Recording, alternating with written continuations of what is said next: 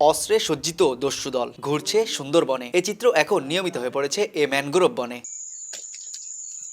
বছর জুড়ে সুন্দরবনের উপর নির্ভরশীল জেলে, মৌয়াল ও বনজীবীরা অপহরণ, মুক্তিপণ আদায়, নৌকায় হামলা ও ডাকাতির শিকার হন। স্থানীয় জেলেদের অভিযোগ, বছরের শুরু থেকেই সুন্দরবনের শরণখোলা, দাকোপ, কয়রা, মোংলা সহ বন সংলগ্ন বিভিন্ন এলাকায় বনদস্যুদের তৎপরতা বাড়তে থাকে। বনে কাজে গেলে অস্ত্রের মুখে জিম্মি করে টাকা আদায় করে দস্যুরা। টাকা না দিলে আটকাই রাখে, বাধা যাইতে পারি না ডাকাতির জন্য।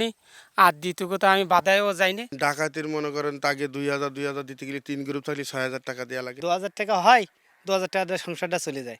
ডাকাতি ধরতে পারলে এই টাকাটা আর থাকে না।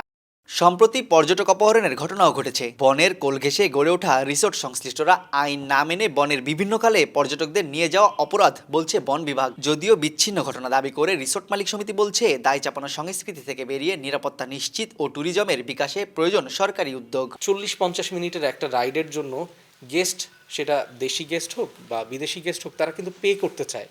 কিন্তু গভর্নমেন্ট এখনও সেই স্ট্রাকচারই তৈরি করে নাই, যেই স্ট্রাকচারে আমরা আসলে লিগালি পে করে এখানে ঢুকতে পারবো। তবে বন বিভাগ বলছে, সার্বিক নিরাপত্তার বিষয়ে আইন শৃঙ্খলা বাহিনীর সমন্বিত সহযোগিতা প্রয়োজন। আর কোস্টগার্ড বলছে, পরিকল্পনার পাশাপাশি সক্ষমতা বাড়ানোর বিকল্প নেই। আমাদের উপদেষ্টা মহোদয় একসাথে মিটিং করেছেন এবং কথা আছে যে এবারও তারা নির্মূল করবেন।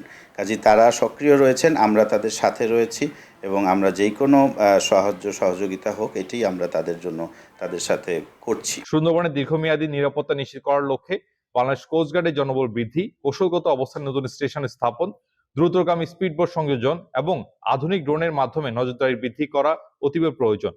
এদিকে দস্যুদের একটি অংশ বলছে, স্বাভাবিক জীবনে ফিরতে চাইলেও সামাজিক বঞ্চনা, কর্মসংস্থান না থাকা ও মামলার ভয়ে বনকেন্দ্রিক অপরাধ বেছে নিয়েছেন তারা। বাঘের ভয়, কুমিরের ভয়, প্রশাসনের ভয়, ঘুম নেই, কোনো কিচ্ছু নেই। এই জীবনে শান্তি যে একটা জিনিস আছে, একটা মানুষ দুনিয়ায় টাকা আয় করে কি শান্তির জন্য? সে শান্তি তো নেই, টাকা কি করব?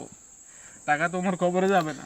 বন বিভাগ ও কোস্টগার্ডের তথ্য মতে, সুন্দরবনে বর্তমানে 8 থেকে 12টি দস্যু দল অপরাধ কর্মকাণ্ডে জড়িত। এসব দলে সদস্য আছে শতাধিক। দস্যুমুক্ত সুন্দরবন গড়তে আইনের কঠোর প্রয়োগ যেমন জরুরি, তেমনি জরুরি দস্যুদের স্বাভাবিক জীবনে ফিরিয়ে আনা। এ বন নিরাপদ না থাকলে সংকটে পড়বে দেশের পর্যটন খাত থেকে শুরু করে বনের উপর নির্ভরশীল মানুষের জীবন জীবিকা। বিপন্ন হবে প্রাণ প্রকৃতি। সুন্দরবন থেকে তানজিম আহমেদ, সময় সংবাদ।